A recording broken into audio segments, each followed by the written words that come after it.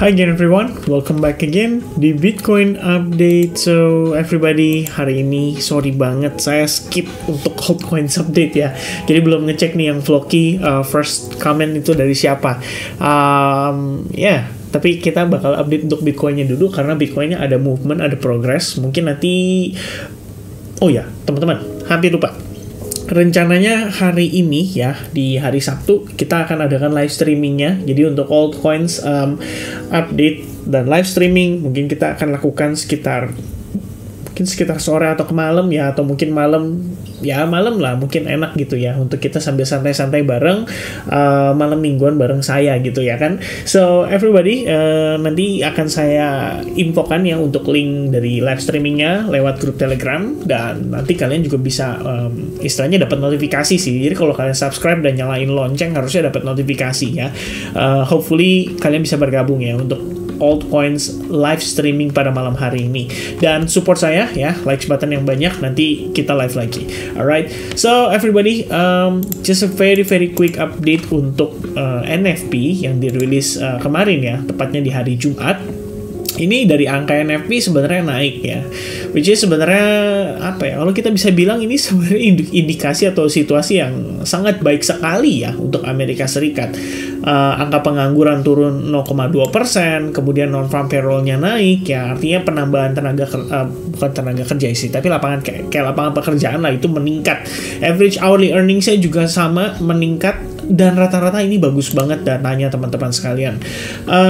Yang perlu di-note adalah sebenarnya NFP yang naik ini menunjukkan indikasi bahwa resesi ekonomi di Amerika tidak akan terjadi dalam waktu dekat. Dan ini pasti akan di-highlight ya sama Jerome Powell dan kawan-kawan, karena next week itu akan ada FOMC meeting minutes, jadi bakal hot juga sebenarnya kalau misalkan nanti pada saat lagi di FOMC meeting itu ya, tiba-tiba Jerome Powell mungkin mengatakan satu atau dua kalimat yang bisa dibilang critical ya. Salah satu yang critical adalah dia meyakinkan soft landing itu masih bisa terjadi. Jadi istilahnya market nggak harus ngerasain resesi ekonomi.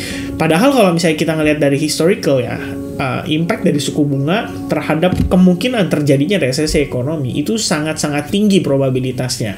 Namun tentu saja tidak dalam waktu yang sangat singkat, dalam artian ya suku bunga naik tinggi seminggu kemudian dia resesi, enggak teman-teman ya, tapi berproses, dan biasanya tuh agak di ending menjelang mereka mau pangkas suku bunga. Jadi memang ini udah kayak cycle ya. Jadi non-farm payroll mungkin akan dipakai sama mereka sebagai sebuah dalam tanda kutip ya, mereka akan bilang kayak job growth still strong ya, labor market still strong. Biasanya dia akan bilang hal-hal seperti itu, dan pada intinya adalah menjelaskan bahwa pertumbuhan ekonomi itu masih ada gitu ya, masih berlangsung dengan cukup baik. Makanya ada yang namanya lapangan pekerjaan, dan pengangguran juga berkurang, dimana dikhawatirkan implikasinya adalah terhadap inflasi ya kan. Nanti inflasi takutnya naik lagi karena saat ini ya bisa dibilang upaya kita untuk menekan demand di masyarakat itu sedikit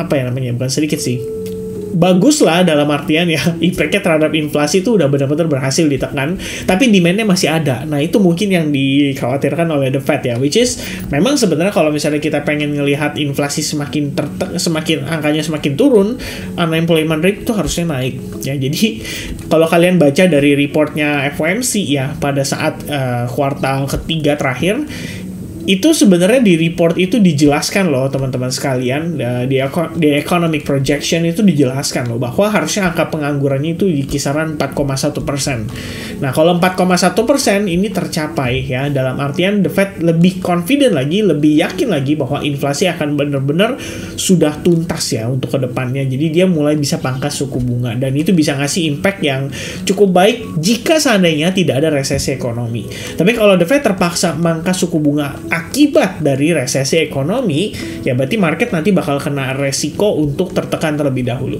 Oke, so everybody ya, itu sedikit update ya buat teman-teman tahu aja ya perkembangan data daripada ekonomi di Amerika Serikat.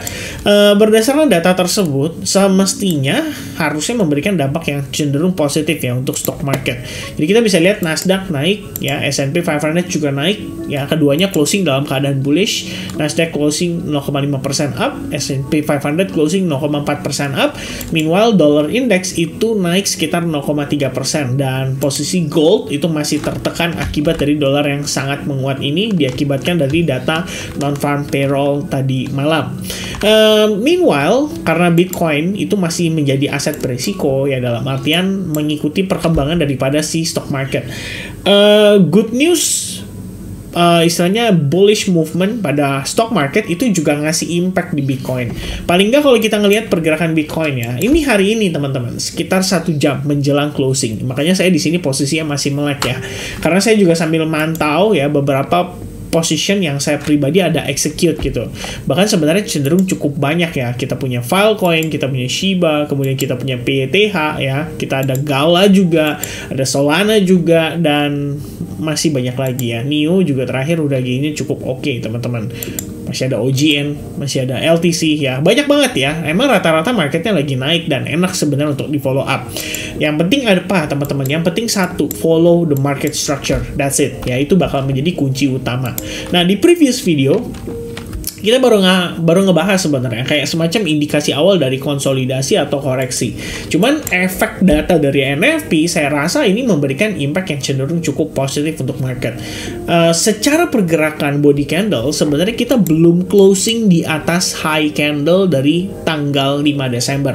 Which is technically sebenarnya ini masih bisa dikonsider sebagai dalam progress inside bar. Kecuali hari ini dalam 1 jam ke depan ini kita closingnya di atas 44 berapa nih? Ya di atas 44 500 lah ya. 44 500 dia close di atasnya, itu bagus banget.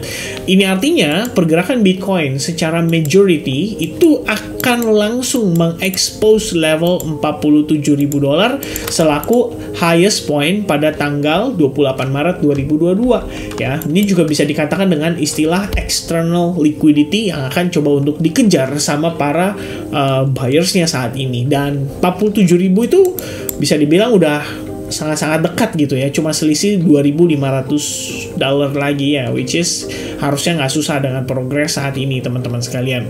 But I think overallnya kalau saya ngelihat pergerakan atau progres daripada Bitcoin ya, memang bull still in control ya. Jadi any pullback atau any correction itu bisa saja sifatnya temporary. Dan buat posisi Bitcoin terakhir yang saya lihat ya teman-teman sekalian, kita tuh pullback nge-retest cuma sampai 50% loh, bahkan nggak sampai 0,618 atau fair value gap yang ada pada time frame 4 jam ya. Turns out harga cuman konsolidasi di atas 50%, and then begitu exponential moving average ya beserta body candle itu close di atas, itu langsung dapat power yang cukup oke gitu. Ya kalau kita lihat progresnya saat ini sudah termasuk yang namanya inducement ya guys ya. Dalam artian kita ngelihat bahwa proses ini adalah ditujukan untuk mengambil likuiditas dari market. Karena kalau misalnya kalian lihat sekilas ya, ini buat retail yang mungkin average retail ya, ngelihat kondisi kayak gini ya, ini pasti akan dimanfaatkan oleh mereka minimal untuk scalping ya. Jadi mereka sell short, scalping gitu. Dan tentu saja pada saat pullback seperti ini kan bisa dimanfaatkan juga oleh retail sebagai opportunity untuk sell short. Jadi apa? Yang sell short ini jadilah likuiditas dari para bigger players gitu. Kalau memang mereka berencana masih akan mempertahankan harga, maka mereka butuh seseorang untuk menjual barang kepada mereka supaya mereka bisa beli dan pertahankan harganya. Dan at least dengan progresnya yang technically sudah berhasil di break ya. Jadi kalau kita lihat di sini, ini ada sebuah trend line dan sudah sempat berhasil di breakout. Jadi saya pikir progres daripada Bitcoin ini udah bersiap-siap untuk another punch ya ke harga yang lebih tinggi. Tapi memang syaratnya adalah time frame daily kalau bisa closing di atas 44.500. Itu bakal ngasih clue ke kita bahwa even pada weekend besok mungkin Bitcoin akan cenderung bergerak cukup aktif untuk ke harga yang lebih tinggi. Alright, so for now, sorry teman-teman ya.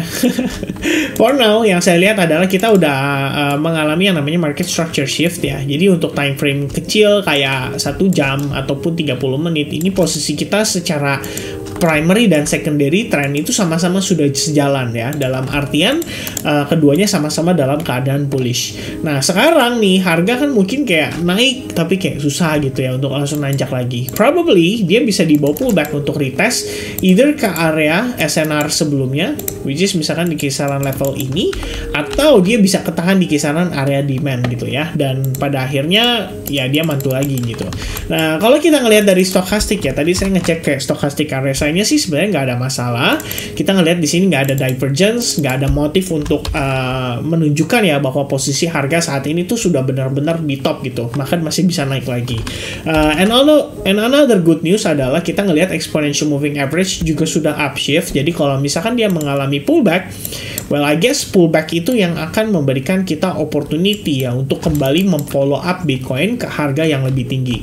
Jadi untuk saat ini dengan progres Bitcoin yang bisa dibilang sangat-sangat bullish ini, ya kita cuma tinggal maintain aja ya buat position yang mungkin teman-teman udah execute. Buat kalian yang lagi pada pegang long position, kalian tinggal maintain aja dan pastikan stop loss atau risknya itu sudah di set dengan cukup baik gitu. Karena beberapa position yang saya ambil itu semua set stop lossnya udah dalam keadaan minimal itu break even ya, minimal tuh break even. Tapi kalau misalkan udah ada yang dalam keadaan profit, biasanya kita manage dengan menggunakan stop loss itu untuk diletakkan di kisaran area previous low. Jadi istilahnya kalau harganya udah create higher high ya, more or less misalkan kayak gini gitu kan, nanti dia pullback nih, terus harganya naik nih, udah create higher high, nah stop loss plusnya kita manage lagi, kita naikin lagi, berusaha sebisa mungkin untuk memaksimalkan gain pada suatu coin ketika posisinya sudah dalam keadaan on trend. Alright, so that's gonna be the update yang bisa saya sampaikan ya seputar Bitcoin sementara waktu ini.